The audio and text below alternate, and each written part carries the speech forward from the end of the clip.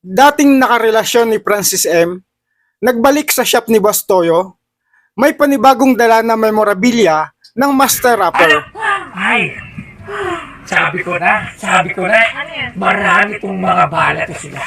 Naniniwala ako marami silang bala. Tingnan natin, ano yan? Minsan pa'y silipin natin at pag-usapan ang mga ganap at drama sa social media. Katulad na lamang ng bagong pinag-uusapan dahil nga sa pagbabalik ni Abigail Rait, ito yung babaeng nagpakilalang naging karelasyon ni Francis M. At kasama niya muli yung kanyang anak na si Francesca Magalona. Alam natin na ginulat ang sangka-netizen dahil sa paglitaw ni itong si Abigail Rait at sa pag-amin niya sa publiko yung naging kaugnayan niya kay Francis M. Nagbenta siya ng isang jersey ni Francis M sa Pawn Star Shop ni Boss Toyo. Itong naging paglantad ni Abigail Rait sa publiko sa pamamagitan ng Pawn Star ni Boss Toyo ay naging kontrobersyal. Pinag-usapan sa social media at nagbigay ng samut-saring opinion at reaksyon mula sa mga tagahanga at hindi tagahanga ni Francis M. Nagbukas din ito ng iba't ibang oportunidad para kay Francesca Magalona. Samantala, na malagi namang tahimik ang kampo ng unang pamilya ni Francis M sa paglabas na ito ni Abigail Rait. At sa pagbabalik nga ng mag-ina sa Pawn Star Shop ni Boss Toyo, ay may dala itong mga bagong memorabilia mula kay Francis M.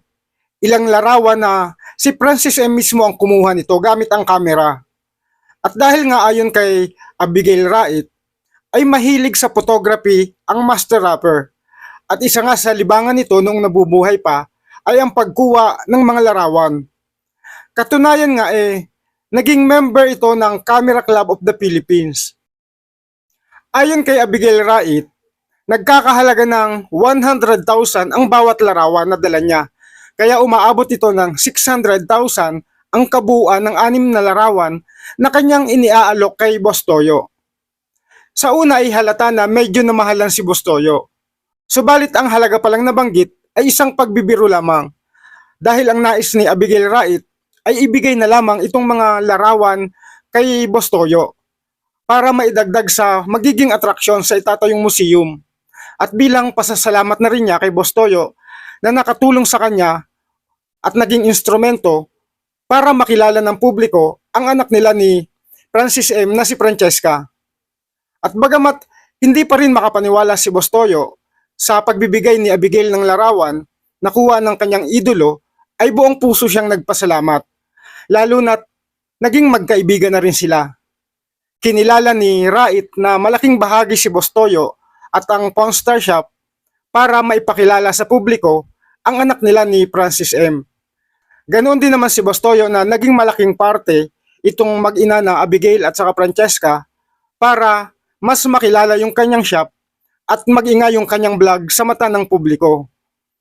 Umani man ng paghanga, ng pambabash at iba't ibang komento ang ginawa ni Abigail Rait, dahil sa ginawa niyang paglantad, naging matagumpay naman yung kanyang hangarin upang makilala ng publiko itong anak nila ni Francis M at tanggapin ito ng masa. Ang ganitong aksyon ni Abigail Rait ay pagpapakita ng katapangan. Yung kanyang naging desisyon para humarap sa publiko at ipaalam yung kanyang nakaraan. Ito'y dahil sa pangarap niya para sa kanyang anak, kaya hindi niya inalintana ang anumang sasabihin ng ibang tao. Ang mahalaga ay yung para sa kinabukasan ng kanyang anak na si Francesca. Pagmamahal na walang katumbas ang ipinamalas ng isang inang katulad niya. Handang harapin ang lahat para sa kanyang anak. Isa pa, hindi lang sila ang may kaparehong kwento, lalo na sa mundo ng pelikula. Subalit, buong puso pa rin silang tinanggap ng masa, lalo na ng publikong naging tagahanga ng master rapper na si Francis Magalona.